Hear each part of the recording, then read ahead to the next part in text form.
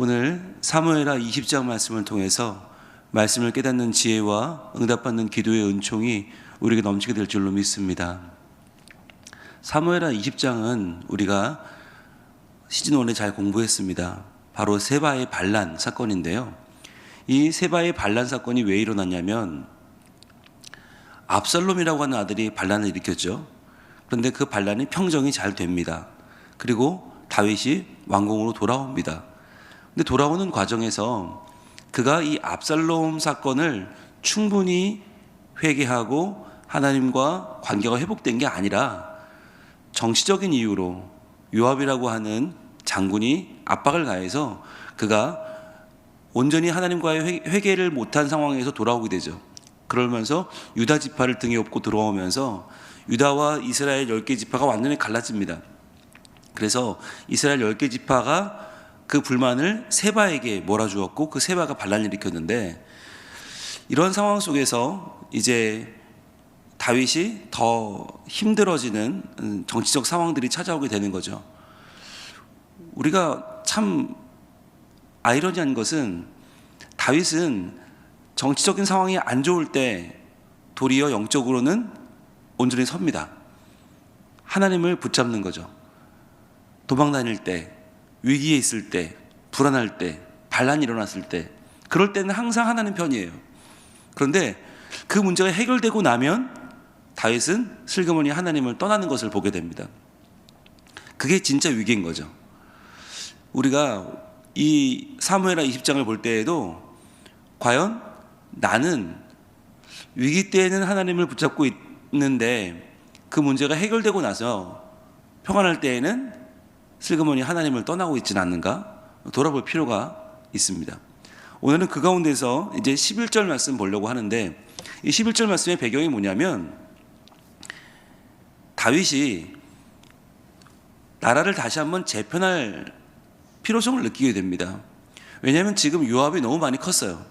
요압이 다윗의 조카거든요. 누이의 아들인데 조카인데 이 조카가 지금 너무 많이 커버렸고, 또 요압에게는 다윗이 책 잡힌 게 있죠. 이 우리아를 죽이는 사건에 중간에 역할을 요압이 했기 때문에 일종의 요압이 지금 다윗 왕의 치부를 붙잡고 있는 거죠. 그러니까 다윗은 요압을 함부로 할 수가 없는 상황이에요. 그래서 이번 세바의 반란 사건을 요압에게 또 맡겼다가는 요압의 세력이 너무 커질까 봐 그를 견제하는 차원에서 누구에게 주냐면 압살롬의 편으로 갔다가 투항한 아마사. 이 아마사도 다윗에게는 조카고, 또 이 아마사는 요압과는 사촌간이 됩니다. 이 아마사에게 토벌대장을 맡겼단 말이에요. 근데 그것이 요압에게는 굉장히 기분 나쁜 일이죠. 요압이라고 하는 사람이, 이 인물은 어떤 사람이냐면 자기의 출세에 방해가 되면, 자기의 권세에 방해가 되면 누구도 가만두지 않아요. 그래서 아마사를 찾아갑니다. 자, 아마사는 자기 사촌이니까 또 같은 편이니까 아무런 경계를 하지 않고 그를 다가와요. 그런데 그에게 입을 맞추는 척하면서 칼로 아마사를 요압이 찔러버립니다. 그래서 두 번도 찌를 필요 없이 그 한 번으로 즉사해버려요. 끔찍한 사건이죠.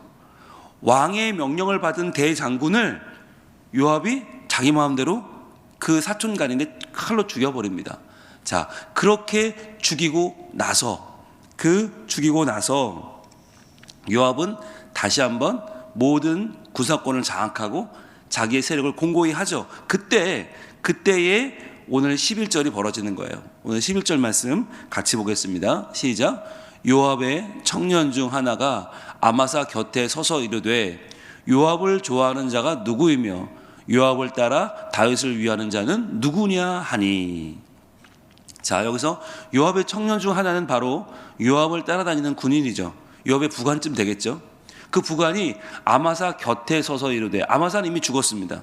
이미 그는 칼에 맞아 시체가 되었습니다. 그 아마사 곁에 서서 뭐라고 외치냐면, 자, 요압을 좋아하는 자가 누구냐라고 외쳐요. 그러니까 누가 요압 편이냐라고 하는 거죠. 아마사는 죽었고 이제 요압이 모든 것을 가졌다. 요압의 편은 나와라, 따라라 라고 하는 거죠. 그런데 여러분 보세요. 그 다음 절에 뭐라고 해요? 하반절에 요압을 따라 다윗을 위하는 자는 누구냐라고 해요. 여러분, 이 말이 마치 요압을 따라 다윗을 좋아하는 자라고 하니까 요압과 다윗이 한 편인 것처럼 그는 지금 포장을 해주고 있는 거죠. 요압은 다윗 때문에 이러는 거야 라고 포장을 하지만 결국 누가 더 앞서요? 요압인 거예요. 자, 요압을 좋아하는 자는 누구며 요압을 따라 다윗을 좋아하는 자는 누구냐? 그러니까 다윗은 요압을 따라 좋아하는 입장이니까 우선순위가 바뀐 거죠. 지금 이들은 다 누구의 군사입니까? 다윗의 군사입니다. 다윗 왕이 공격하라면 공격하고 후퇴하라면 후퇴해야 되는 군사들이 지금 다윗을 따르지 않고 요압을 따르는 거예요. 요압을 좋아하는 자가 먼저고 그 다음에 요압을 따라 다윗을 위하는 자죠. 그러니까 만약에 요압이 마음을 바꾸면 다윗이 아니라 다른 어떤 왕도 충성할 수 있는 그러한 입장을 가진 군인들이다라고 하는 거예요. 여러분, 그렇다면 우리가 이 본문에서 알 수 있는 것이 무엇일까요? 과연 우리는 어떤가 하는 것입니다. 과연 우리는 어떤가? 우리는 신앙적인 우선순위를 바로 세우고 있는가? 우리의 왕은 누구세요? 하나님이에요. 그렇다면 신앙생활의 중심은 어디 있어야 돼요? 하나님의 영광이 있어야 되는 거예요. 그런데 많은 경우에 하나님의 영광보다 앞서는 것이 있어요, 없어요? 있어요. 그게 우리 교회의 전통인 경우가 많아요. 우리 교회는 100년이 넘는 전통이 있고 우리 교회는 70년의 전통이 있고 이러면서 우리 교회의 전통이 하나님의 영광보다 더 중요한 교회도 많고 우리 교단의 전통, 우리 교파의 전통인 경우들도 있어요.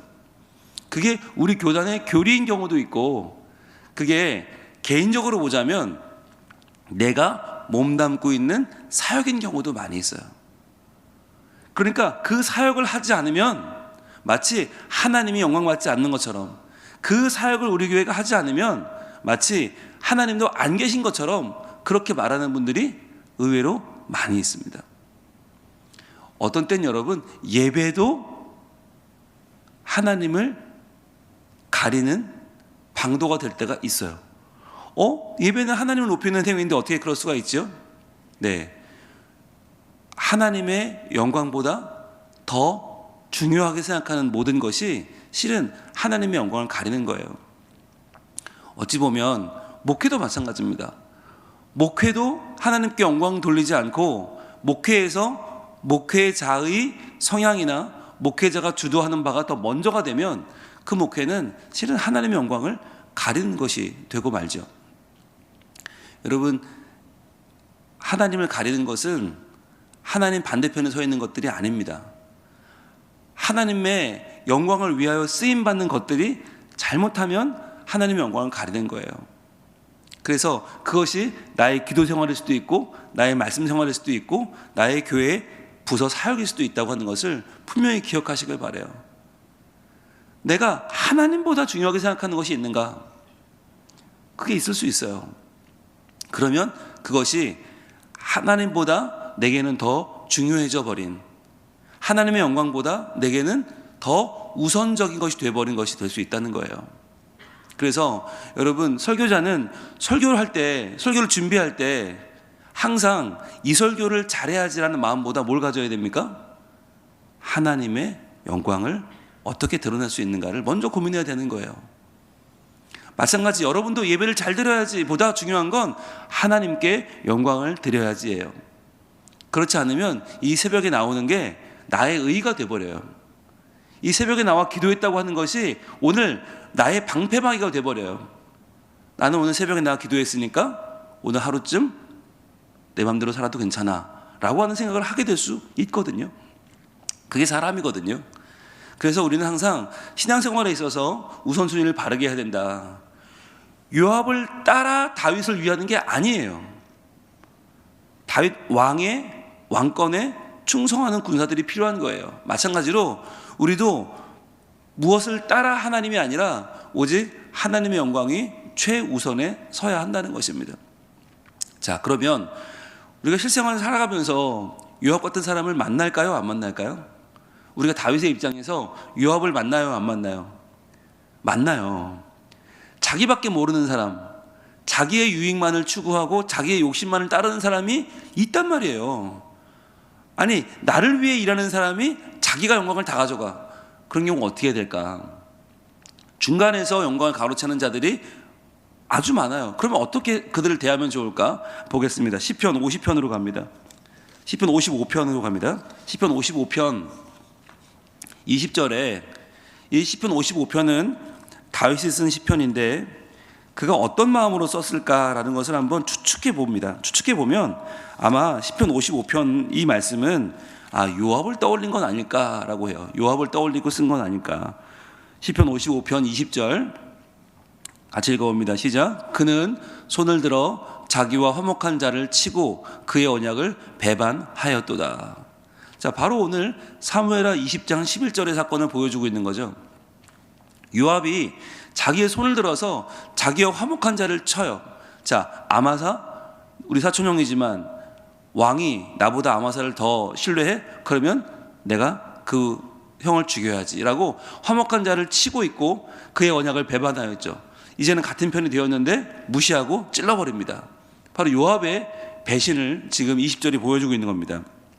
자, 그런데 요압이 다가갈 때 어떻게 다가갑니까? 칼을 들고 와 이렇게 다가가는 게 아니라 입을 맞추는 척하면서, 수염을 제끼고 입을 맞추는 척하면서 찔러버리죠.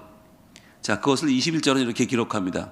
그의 입은 우유 기름보다 미끄러우나 그의 마음은 전쟁이요 그의 말은 기름보다 유하나 실상은 뽑힌 칼이로다.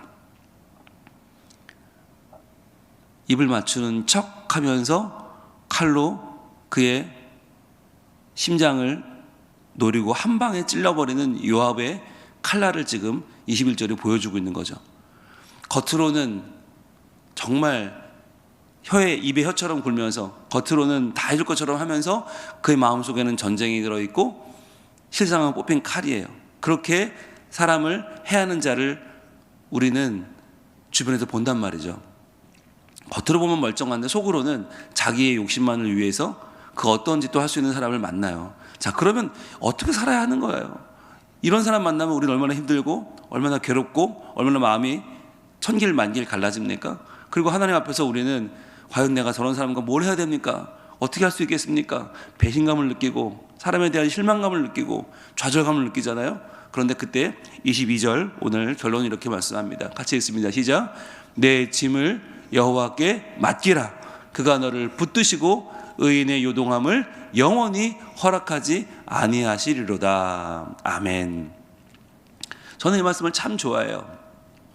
내 짐을 여호와께 맡기라. 우리는 이게 참 힘들잖아요. 내 짐, 그 말 안 듣는 사람, 우선순위가 꼬여버린 사람, 자기가 모든 영광을 다 취해버리는 사람, 내 편인데도 내부 총질을 하고 내부로 칼질하는 그 사람을, 이 요압 같은 사람은 어떻게 하면 좋아요? 그런데 그 짐을 여호와께 맡기라는 거예요. 눈앞에 보이는 그 사람의 문제, 당장 내가 어찌할 수 없는 그 문제를 여호와께 맡기라, 맡겨버려라. 하나님이 하신다는 거예요. 여러분, 이게 하나님의 주권입니다. 우리가 하나님의 주권을 믿는다고 하면서도 왜 고민해요? 내가 해결하려고 하니까. 그런데 여러분, 내 짐을 여호와께 맡겨보세요. 그럼 그가 어떤 분인데요? 그가 너를 붙드시고, 그분은 그 문제를 일으키는 그 사람의 문제가 아니라 내가 문제인 거예요. 하나님은 나를 붙드시는 거예요. 하나님께는 내가 더 중요하기 때문에, 하나님께는 내가 온전히 서서 내가 하나님의 귀한 영광을 돌리고 하나님의 일을 잘 감당하는 게 중요하기 때문에 그가 너를 붙드시고 뭐라고 하세요? 의인의 요동함을 영원히 허락하지 아니하시리로다. 의인은 누구입니까? 하나님 편에 서는 자죠. 하나님 편에 서고 하나님을 붙드는 자가 의인이죠. 그 의인의 요동함을 영원히 허락하지 않으신대요. 우리는 우리의 이 문제가 영원할 것만 같아요. 우리의 문제가 도저히 해결될 것 같지 않고 영원히 나는 흔들릴 것만 같은데, 하나님은 의인이 요동하는 것을 영원히 허락하지 아니하신다. 우리는 일시적으로 흔들릴 수 있어요. 요동할 수 있어요. 힘들 수 있어요. 짐이 무거울 수 있어요. 그러나 그 짐진 우리를 붙들어 주시는 분이 하나님이시고, 하나님은 우리가 영원히 요동치는 것을 하나님은 허락하지 아니하신다. 하나님 우리를 견고히 붙잡으시고 세워주신다고 하는 것입니다. 여러분, 오늘 이 말씀을 우리의 마음판에 새기기를 원합니다. 살아가다 보면 정말 별의별 사람들이 다 있어요. 어떻게 저럴 수 있지라는 사람들이 있어요. 분명히 내 편인 줄 알았는데 칼을 꽂아요. 분명히 우리 편인 줄 알았는데 온통 다 헤집어 놔서 그 마음이 도무지 해결이 안 될 때가 있어요. 그러나 그럴 때에 내 짐을 여호와께 맡기라. 그가 너를 붙드시고 의인의 요동함을 영원히 허락하지 아니하시리로다. 우리의 문제, 우리의 위기의 때는 어떤 때입니까? 하나님의 살아계심을 의지할 수 있는 때입니다. 하나님의 주권을 경험할 수 있는 때입니다. 내가 다 할 수 있을 것 같고 내가 다 해결할 수 있을 것 같을 때에는 하나님이 보이지 않아요. 그러나 도리어 내가 어찌할 수 없을 때 내 손을 떠난 것 같을 바로 그때에 하나님의 손이 우리에게 임하시고 하나님께서 우리를 품으시며 하나님이 우리를 붙잡으시고 끝까지 요동하지 않게 하나님이 우리를 붙잡아 주실 줄로 믿습니다.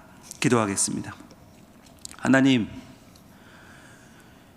요압은 왕의 명령을 무시하고 왕이 세운 토벌 대장인 아마사를 자기의 칼로 죽여버리고 자기가 그 자리에 앉습니다. 이런 영모의 장면을 저희들 얼마나 많이 봅니까? 우리는 과연 하나님의 영광이라는 우선순위를 제일 앞에 두고 있습니까? 내 욕망과 내 야망과 내 욕심이 하나님보다 앞설 때는 없습니까? 우리 교회의 전통이, 우리의 교리가, 우리가 해오던 사역이, 내 목회가 하나님보다 중요해지는 때는 없습니까? 주님, 이 시간 요압을 따르는 자, 요압을 따라 다윗을 위하는 자가 아니라 정말 하나님의 영광만을 구하는 자, 하나님을 위하여 결단하고 하나님만 의지하는 자로 저희들 서게 하여 주시옵소서.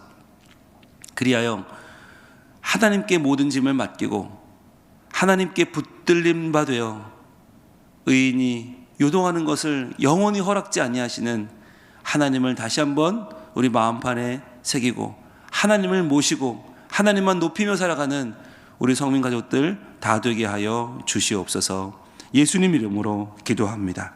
아멘.